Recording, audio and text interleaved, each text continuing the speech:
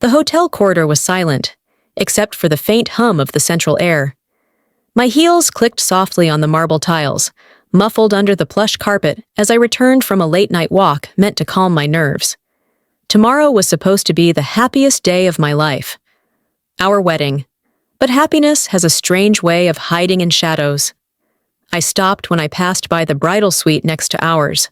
The door was ajar, just slightly, as though someone had forgotten to close it properly. That's when I heard his voice. Low, confident, too confident. The fortune unlocks everything tomorrow. My fiancé, Adam. I froze, my hand still resting on the corridor wall, steadying myself as the words slipped like drops of poison into my ears. My heart raced, but my body refused to move. He was supposed to be asleep, resting before the big day. What was he doing here?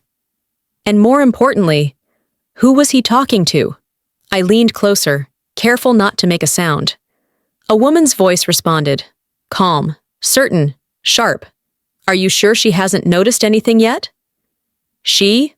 I swallowed hard, willing my breath to steady.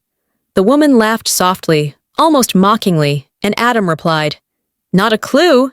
She thinks this is about love. But tomorrow, once everything's signed, we'll have access. Access.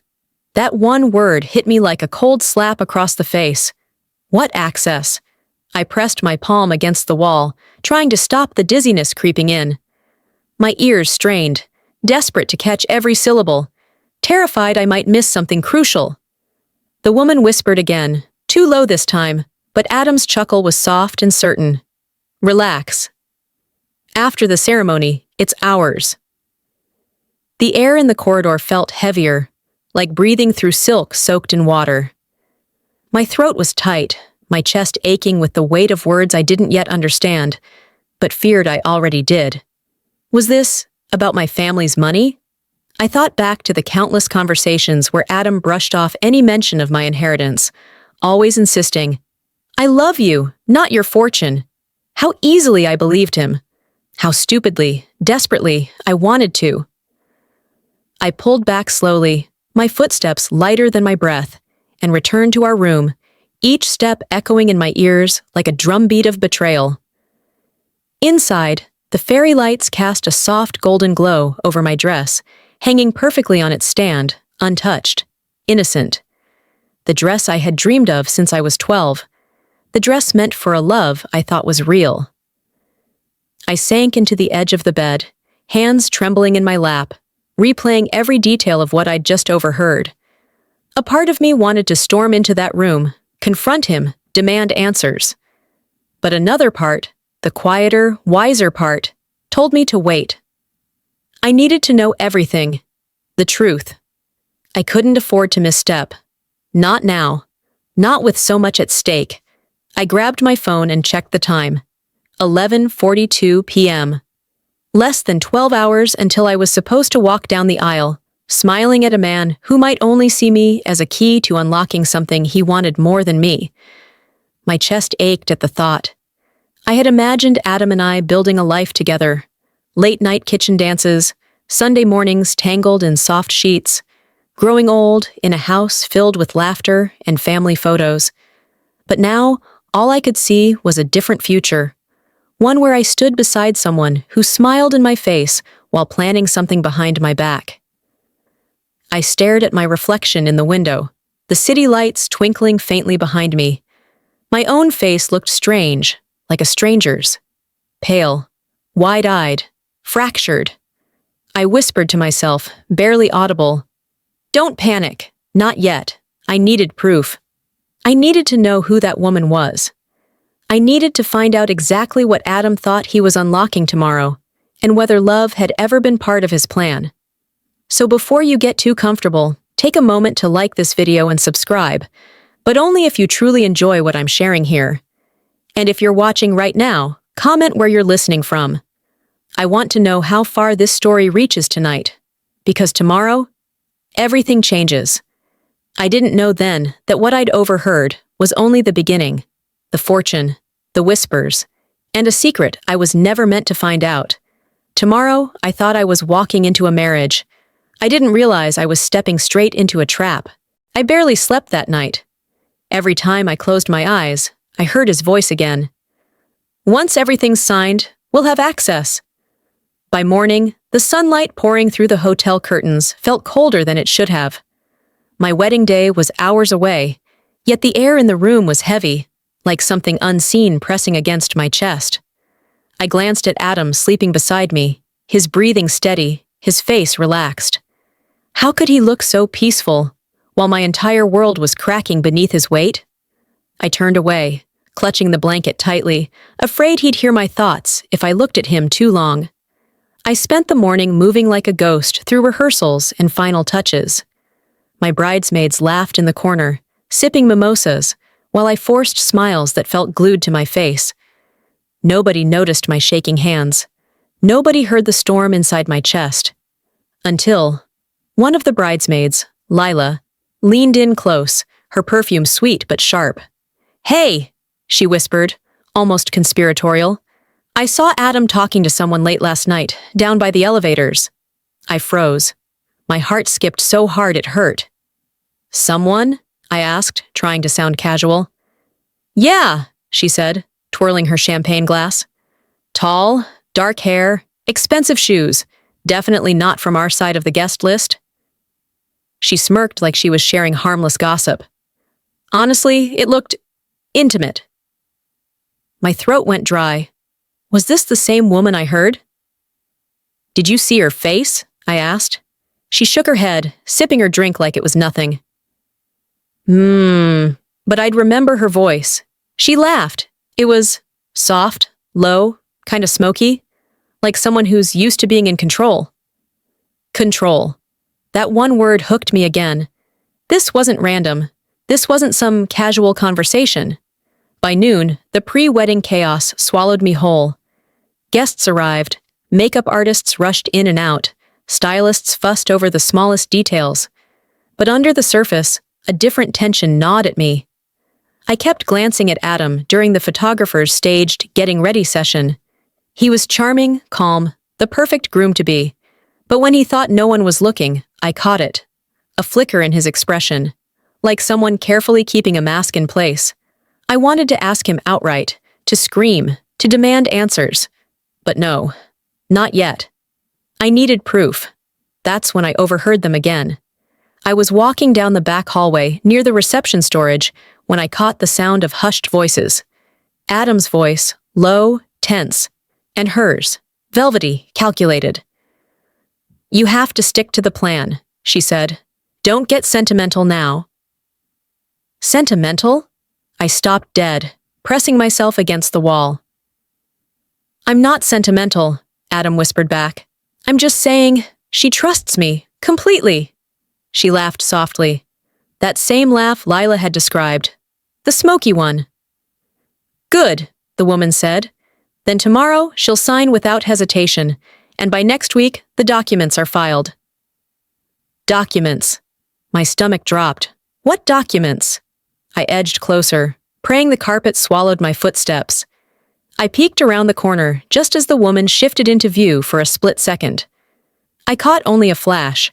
Dark waves of hair pinned up, a sharp black blazer, a pair of gold earrings glinting under the hallway light. Elegant, professional, dangerous.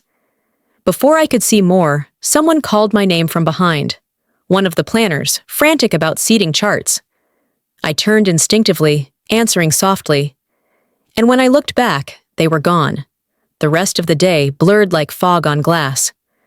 I smiled at relatives, nodded through conversations, thanked guests for coming. But inside, my thoughts circled endlessly. Who was she? What was Adam planning? And why did it feel like my entire wedding wasn't about me at all? That night, as I sat alone in the bridal suite, I made a decision. If Adam was hiding something, I'd find out before I said I do, even if it meant tearing apart everything I thought I knew about love, because something told me, tomorrow wouldn't just change my name, it would change everything. I couldn't sleep. By the time the clock struck 2:13 a.m., I was still sitting on the edge of the bed, staring at the wedding dress hanging near the window. Its ivory satin shimmered faintly under the city lights, mocking me with its perfection. I couldn't stop hearing her laugh, the soft, smoky one that clung to my memory, like perfume I couldn't wash away. I couldn't stop replaying Adam's words. Once everything's signed, we'll have access. Access to what? My family's fortune? My grandfather's trust? I didn't have answers, but I needed them, and I knew where to start. Adam's suit jacket hung neatly over the armchair, perfectly pressed, perfectly ordinary, almost too ordinary. I hesitated only a second before sliding my hand into the inner pocket. That's when I found it. A crumpled receipt. It was dated 3 weeks ago from a luxury jeweler downtown, the same place where we'd chosen my engagement ring together. But this wasn't the receipt I remembered. It listed 2 rings. 2. One for nearly $17,000, matching the cost of my engagement ring, and another for $12,800. My breath caught. Underneath, scrawled in pen, was a note. Returned, $12,800, cash refund. I stared at the numbers, my pulse drumming in my ears. Why would Adam buy a second ring? And more importantly, why return it for cash? I stuffed the receipt back into my pocket and moved quietly to the bathroom, shutting the door behind me. I turned on the tap to drown out the sound of my shaking breaths and sat on the floor, leaning against the cold tiles. I opened my phone, searching the jeweler's name, cross-referencing dates, invoices, anything. But there was nothing about a second ring in my account records. No photos, no mention. Nothing. It was as though the entire purchase had been erased. By dawn, the hotel was waking up to soft footsteps, low voices, and clinking trays of breakfast.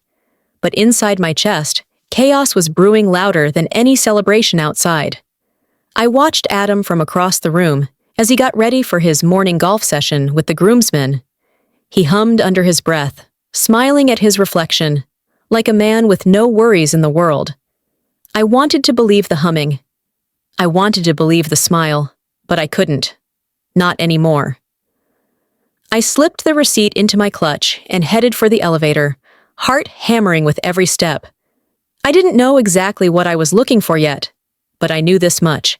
If Adam was hiding something, it was bigger than one overheard conversation. The jeweler opened at 10. I waited across the street in a coffee shop, nursing a cup I barely tasted, watching people walk by with that strange mix of calm and chaos you only see on wedding mornings. My wedding morning. At 10:07 a.m., I walked into the jeweler's. The scent of polished wood and soft velvet enveloped me instantly, comforting and cruel all at once. The sales associate smiled politely. "Congratulations on your big day," she said, spotting the ring on my finger. I smiled back, hollow. "Thank you. I actually had a quick question about this receipt." Her polite expression faltered. She took the paper, scanning it, her brows knitting almost imperceptibly. "Oh, yes, I remember this transaction," she said carefully. "Mr. Collins made the adjustments himself." "Adjustments," I swallowed. "The second ring, who was it for?" She hesitated, glancing at the back office, lowering her voice. "I'm sorry, ma'am. I can't disclose client information without their permission." I forced a smile, pretending not to notice her caution. "Of course, I understand." But I saw it. That flicker of recognition in her eyes when she glanced at the note, the way her hand stiffened slightly as she returned the receipt. She knew something. On the way back to the hotel, the street outside looked different, like someone had dimmed the world's colors. The banners, the balloons, the congratulations. It all felt like background noise to a story I didn't belong in anymore. And as I stepped into the elevator, my phone buzzed with a message from an unknown number. "Sign everything tomorrow, and your family will stay safe." I stared at the screen, my throat dry, my heart stopping mid-beat. What did that mean? Was this about the fortune, or something much, much darker? The walls felt like they were closing in, and for the first time, a thought I'd been avoiding finally surfaced. This wasn't just betrayal. This was a plan. And I was standing right in the middle of it. By the time I returned to the hotel, the day felt heavier, as though each moment carried a weight I couldn't set down. My bridal suite smelled faintly of roses and vanilla, the relaxing scents the planner insisted on, but they only made my stomach twist tighter. I sat on the edge of the bed, clutching my phone with that anonymous message still glowing on the screen. Sign everything tomorrow, and your family will stay safe. Safe. Why would anyone even say that? I didn't have time to process it because there was a knock at the door. I froze for a second before opening it. It was Adam. He stood there, dressed perfectly casual, white shirt, navy slacks, sleeves rolled up like he was effortlessly living in his own movie. He leaned against the doorframe, smiling in that easy, practiced way of his. "Hey, gorgeous," he said, stepping inside without waiting. "Listen, I just came from the attorney's office. There's one last thing we need to handle before tomorrow." He said it lightly, almost playfully, but my heart was already racing. "Handle what?" I asked, trying to keep my voice steady. Adam sat at the small round table by the window and opened a folder he'd brought with him. Inside was a single document, clipped neatly. He pushed it toward me. "It's just a minor update to the prenup," he said casually. "Nothing complicated. Our lawyer recommended it.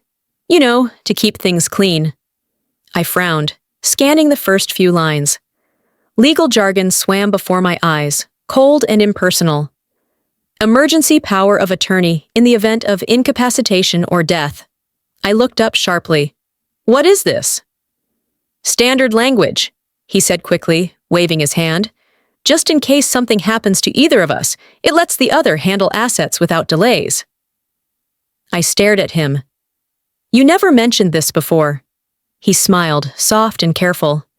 "Because it wasn't necessary until now. With your grandfather's trust, we need to make sure nothing gets tied up in probate if, God forbid, something happens." My chest tightened at the mention of my grandfather's trust. "You didn't even know the details of that trust," I said, keeping my tone neutral. He didn't blink. "Our lawyer explained it," he replied smoothly. "It's just a safeguard. Come on, babe, it's a formality." But something inside me screamed that this wasn't formality. It was strategy. Later that afternoon, I slipped away under the pretense of a quick touch-up and called my mother from the empty hallway outside the ballroom. My voice trembled as I asked her about the trust. "Mom," I whispered, "did Grandpa's trust include anything about emergency powers?" There was a pause. Too long.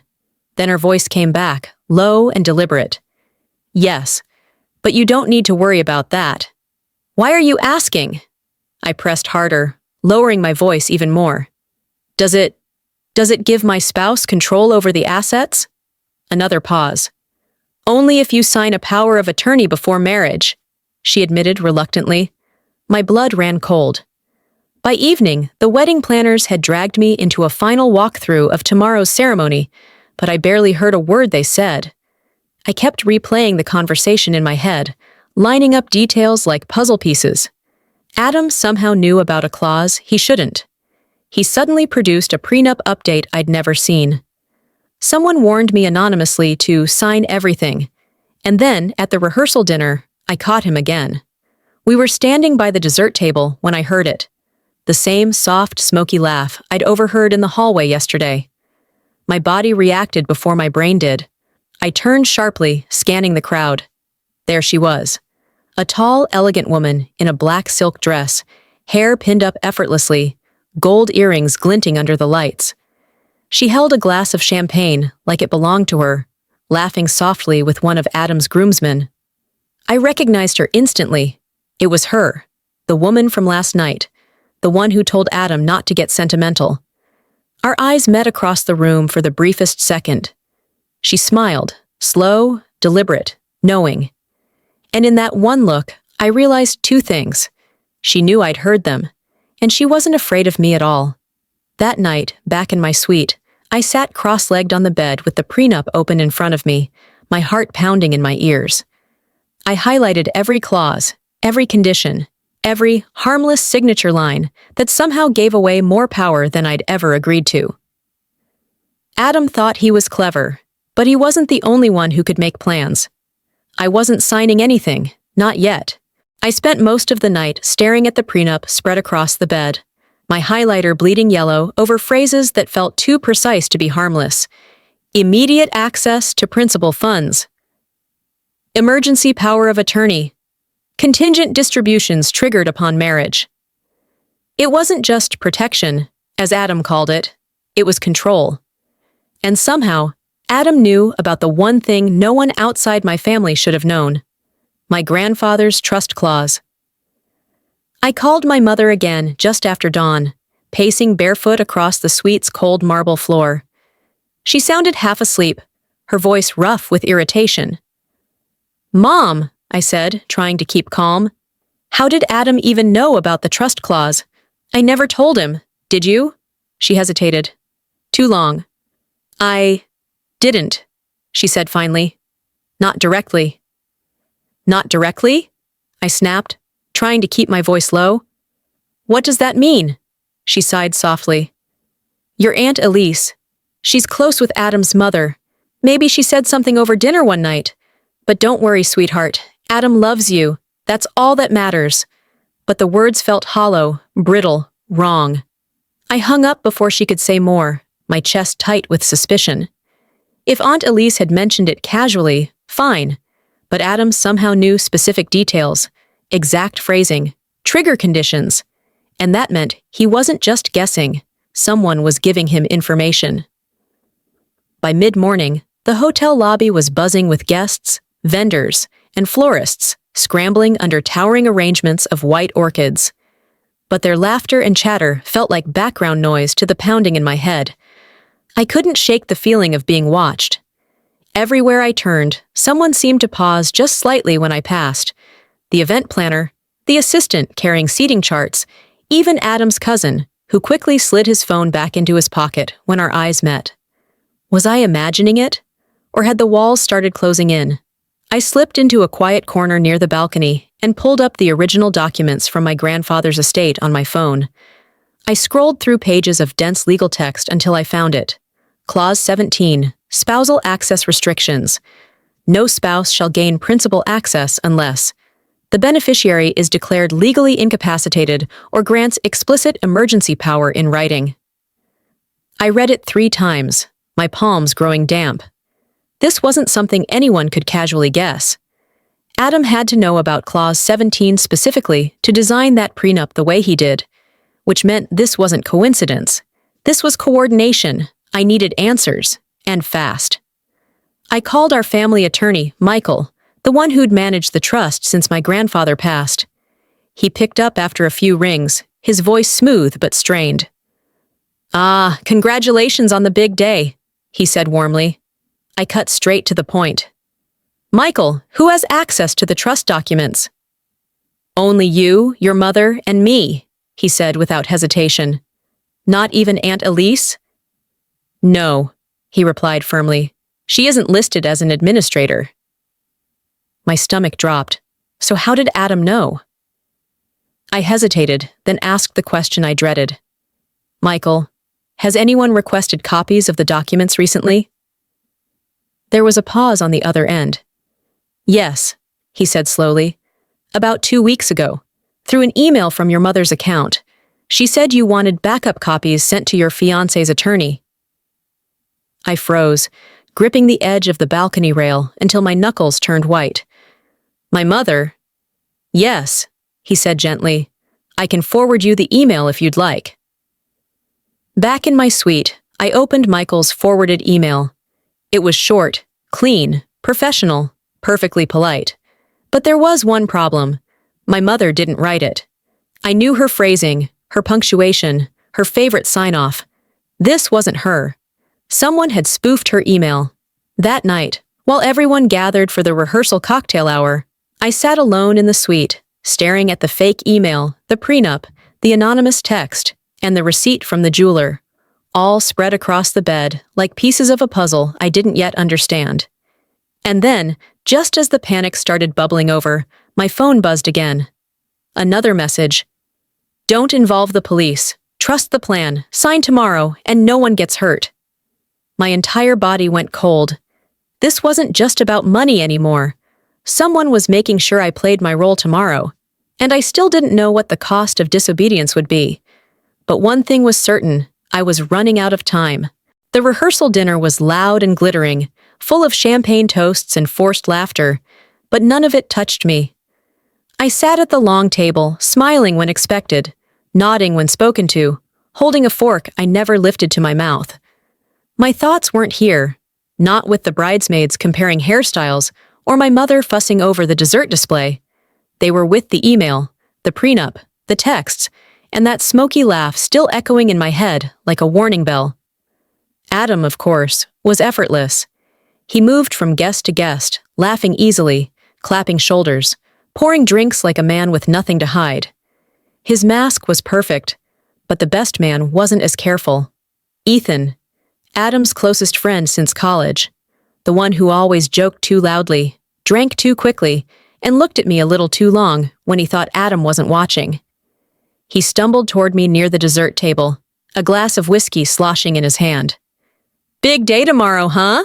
he said, leaning in like we were co-conspirators instead of strangers bound by a wedding invitation. "Yeah," I said, keeping my voice neutral. "Big day." He grinned, swaying slightly. "Don't be nervous. Adam's got it all figured out." Something about the way he said it made my stomach twist. "Figured out what?" I asked softly. Ethan laughed, but it didn't sound like humor. It sounded like a man trying to swallow something dangerous. "Everything," he slurred, lowering his voice like he'd already said too much. "The timing, the signatures, the solution." I froze. "Solution?" His glass hovered near his lips, but he didn't drink. His gaze darted toward Adam across the room, then back to me. "Look," he whispered, suddenly sober around the edges. "You're safe, I promise you that. Just don't make this harder than it has to be." Safe. He'd used the same word the anonymous text had used. My heartbeat quickened. "Ethan," I pressed, lowering my voice. "What does Adam owe?" He blinked, startled. "What?" "I know about the prenup," I lied smoothly, watching his reaction. "I know about the clause, the timing, the access. What I don't know is why it's so urgent." For a moment, his mask cracked. Then he sighed, running a hand through his messy hair. "It's not my place," he muttered. "Make it your place," I said, stepping closer. He hesitated, eyes darting again toward Adam, before leaning in so close I felt his breath warm against my ear. "Adam owes money," he whispered. "A lot of it, to people who don't negotiate." The room seemed to tilt beneath me. "How much?" I managed to ask. "500,000, Ethan said, barely audible. "Maybe more." It started with a failed deal a couple years ago, then it snowballed. These guys, they're not patient. My throat went dry. "These guys?" He straightened suddenly, shaking his head as if he'd said too much. "Forget I said anything, seriously. Just sign whatever he gives you and walk away smiling tomorrow. Everyone wins." Everyone, or just Adam? As Ethan drifted back into the crowd, his words clung to me like static. "These guys, they're not patient." I scanned the room, paranoia blooming in my chest. Every unfamiliar face suddenly felt like a threat. Every waiter carrying a tray, every cousin's friend, every smiling guest. It was like they were all in on something I wasn't. And then I noticed her again. The woman in the black silk dress. She was standing in the corner, half hidden behind a floral arrangement, talking quietly to a man I didn't recognize. He was tall, broad-shouldered, his suit perfectly tailored, but his posture predatory. Hands clasped loosely, head tilted slightly, like someone assessing a chessboard. When their conversation ended, she turned, catching me watching her. This time, she didn't smile. She simply raised her glass, slow, deliberate, almost mocking, before disappearing into the crowd like smoke dissolving into air. Back in my suite that night, I locked the door and sank into the armchair, clutching my phone like a lifeline. Adam's debts, a forged prenup, an unknown woman, and now, Dangerous men lurking just beyond the glow of champagne flutes. It wasn't just betrayal anymore. It was leverage. And the wedding wasn't just a ceremony. It was a deadline.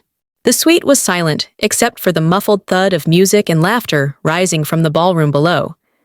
I stood by the window, staring out at the city lights, while the prenup lay open on the table behind me, glowing faintly under the lamp. The clock read 12:37 a.m.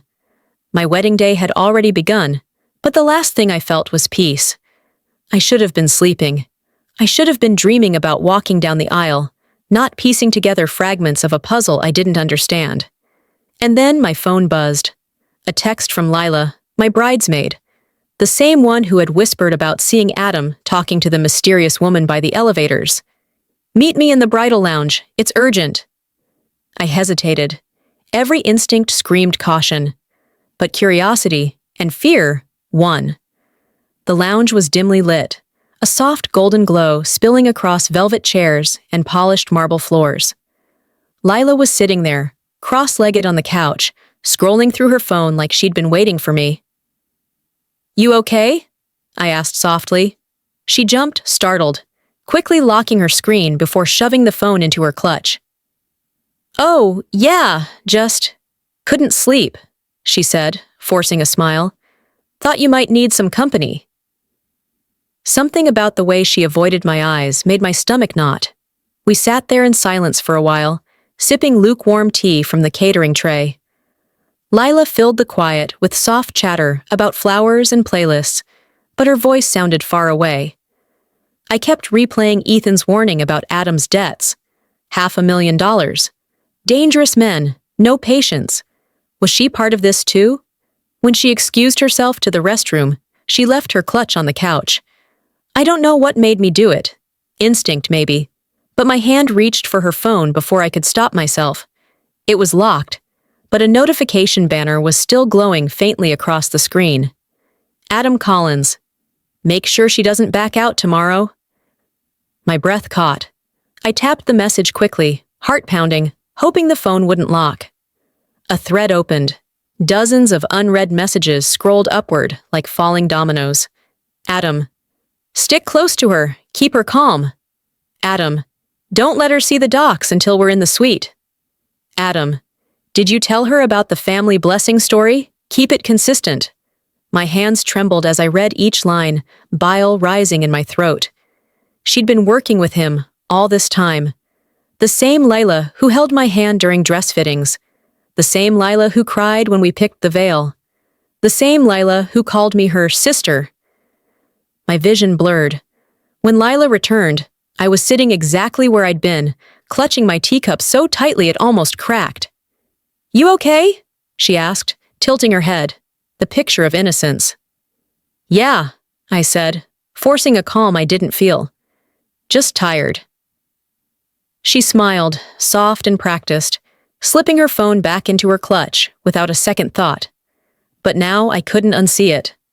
I excused myself soon after, retreating to my suite, locking the door behind me. My hands shook as I sat on the bed, scrolling back through my memories with Lila. Every conversation, every hug, every "I'm here for you." She wasn't here for me. She was here for Adam. But why? Was it money? Was he promising her something? Or was it worse than that? I tried calling Ethan, but he didn't pick up.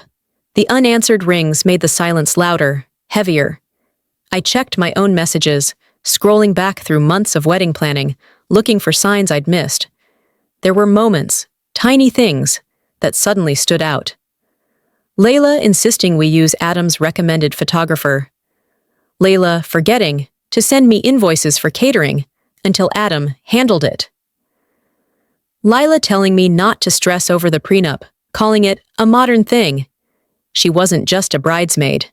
She was a handler. I couldn't stay in the suite. I needed air. I slipped down the empty hallway, barefoot on the carpet, the faint hum of the elevators filling the silence. As I turned the corner, voices drifted from around the bend. I froze. Adam's. And hers. The woman in the black silk dress. "She doesn't suspect a thing," Adam whispered. "Lila says she's calm." Good, the woman replied softly. By tomorrow afternoon, we'll have everything we need. I pressed myself against the wall, heart hammering, terrified they'd hear me breathing. Don't worry, Adam said, his tone darker now. By the time she realizes, it'll already be done. I stumbled back to my suite, locking the door behind me, shaking so hard I thought my knees might give out. Lila, Adam, the woman. They were all working together. The wedding wasn't just a ceremony, it was a trap. And I was running out of time. I didn't sleep. I couldn't. I sat on the floor with my back against the bed, staring at the faint city lights outside the window, while my phone lay face down on the carpet. My wedding was in less than 12 hours, but I wasn't thinking about vows or flowers or dresses anymore. I was thinking about escape routes. At 7:03 a.m., my phone buzzed violently against the floor, pulling me out of my fog. An unknown number flashed on the screen. I almost didn't answer, but something inside me whispered, "Pick up." "Hello?" I croaked, my voice rough from exhaustion. "Ms. Hartley?" The voice on the other end was crisp, professional, steady. "This is Angela from Fairmont Private Bank. We need to confirm something unusual we flagged on your account this morning." My chest tightened. "Unusual?" "Yes," she said carefully. "Someone called us just after 6, claiming to be you. They had your full name, your date of birth, even your security code." I gripped the phone tighter. "What did they want?" "They requested verification on beneficiary structures tied to your grandfather's trust," Angela explained. "Specifically, they asked whether your assets would transfer automatically to your spouse after marriage." I froze, staring blankly at the wall. "That wasn't a random question." Angela continued, lowering her voice. "They sounded confident, almost rehearsed, but we caught one detail that didn't add up. The signature file they sent didn't match yours." My throat went dry. "So they forged my signature?" "Yes," she said. "And they knew enough about your accounts to make it convincing. We blocked the request and locked verification until you authorized changes in person." I swallowed hard, my voice trembling. "Did you get the number they called from?" "Yes," Angela replied, "but it was a masked VoIP line. However," she paused, and I could hear her typing faintly in the background. "There's something else. We cross-checked metadata from the call routing. It originated from a hotel network." I gripped the edge of the mattress, the fabric biting into my palms. "What hotel?" I whispered, already knowing the answer. "The Westbridge Grand," she said. "That's where you're staying, isn't it?" I closed my eyes, my pulse roaring in my ears. They weren't just watching me. They were here. I hung up quickly, checking the hallway outside my suite. The corridor was quiet, almost too quiet, lined with decorative flowers and soft golden sconces glowing faintly against the walls. Somewhere in this hotel, someone had just tried to become me. I shut the door and locked it, my breath shallow, trying to slow my racing heart. I spread the pieces of this nightmare across the bed. The forged email to the family attorney. The prenup designed around Clause 17.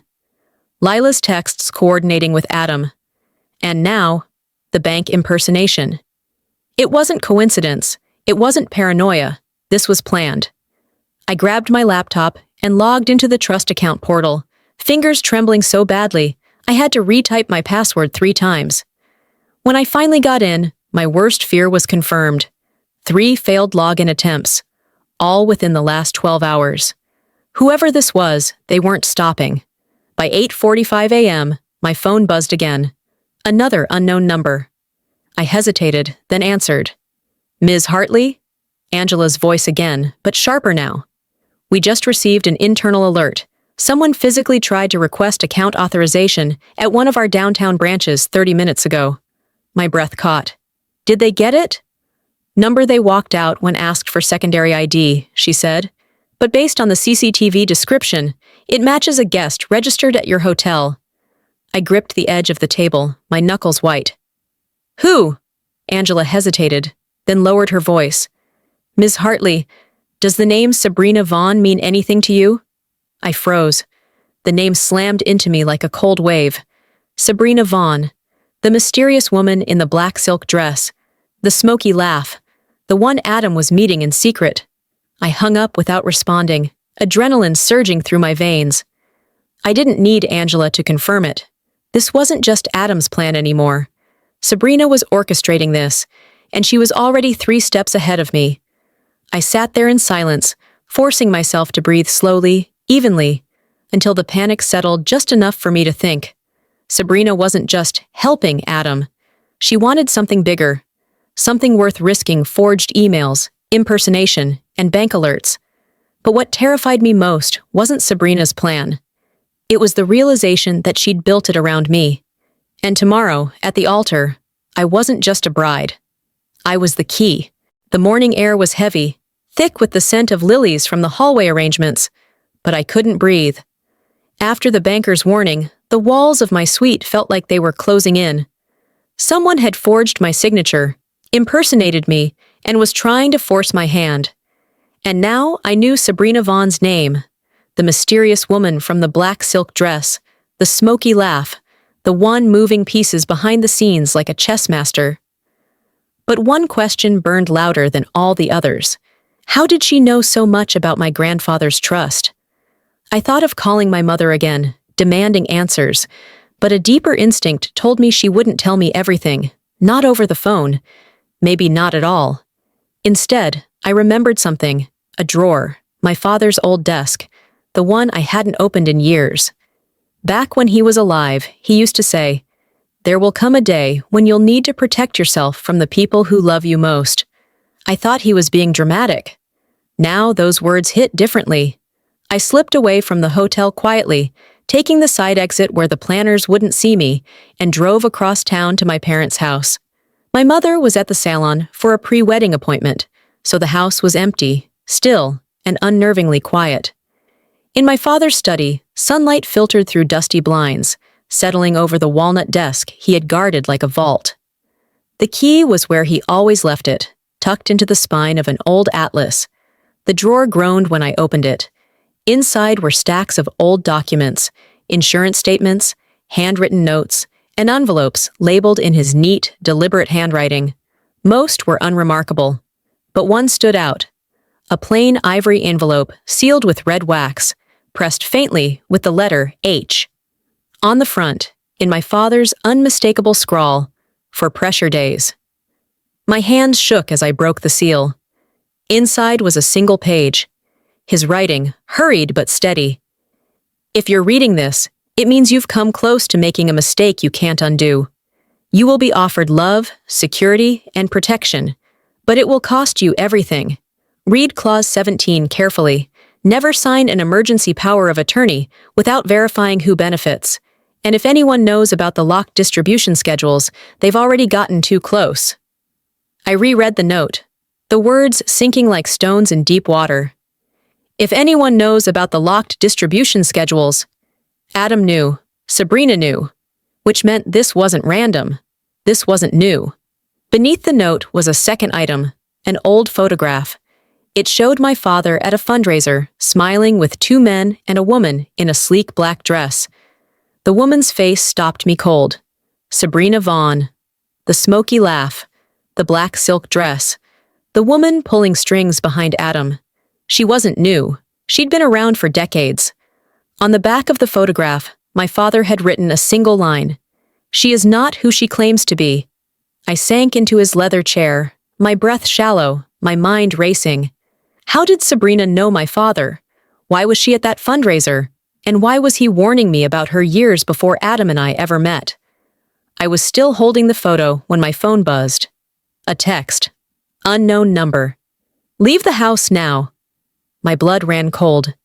I stood up slowly, listening. At first there was nothing, only the faint hum of the air conditioning. Then, a soft click echoed from somewhere behind me. The sound of a door unlocking. I turned, heart pounding, and through the thin glass pane of the study's door, I saw a shadow moving in the hallway. Slow. Deliberate. I grabbed the envelope, shoving it into my purse, and slipped out the side exit into the garden, keeping low under the hedges until I reached my car. When I glanced back at the house from the driveway, the front door was wide open. Whoever it was, they'd come for the envelope. Driving back to the hotel, I clutched the steering wheel so tightly my knuckles ached. My father had warned me years ago. Sabrina Vaughn had been in his orbit long before mine, and someone was desperate enough to break into the house to cover it up. This wasn't just about Adam's debts anymore. This was bigger. Sabrina didn't want me marrying Adam for love. She wanted me married to him because I was the key to unlocking something hidden deep inside my grandfather's fortune. And judging by the photograph, she'd been planning this for a very, very long time. By the time I got back to the hotel, my hands were still trembling. I'd hidden my father's sealed envelope deep in my purse, the paper soft and warm from my grip, like it had absorbed my panic. I should have gone straight to my suite and locked the door, but the rehearsal dinner was starting downstairs. Skipping it would raise questions I wasn't ready to answer. Not yet. So I put on the green silk dress Adam loved, forced a calm expression into place, and descended into a room full of people I wasn't sure I could trust anymore. The ballroom glittered under soft lights, filled with laughter, clinking glasses, and the faint hum of a string quartet.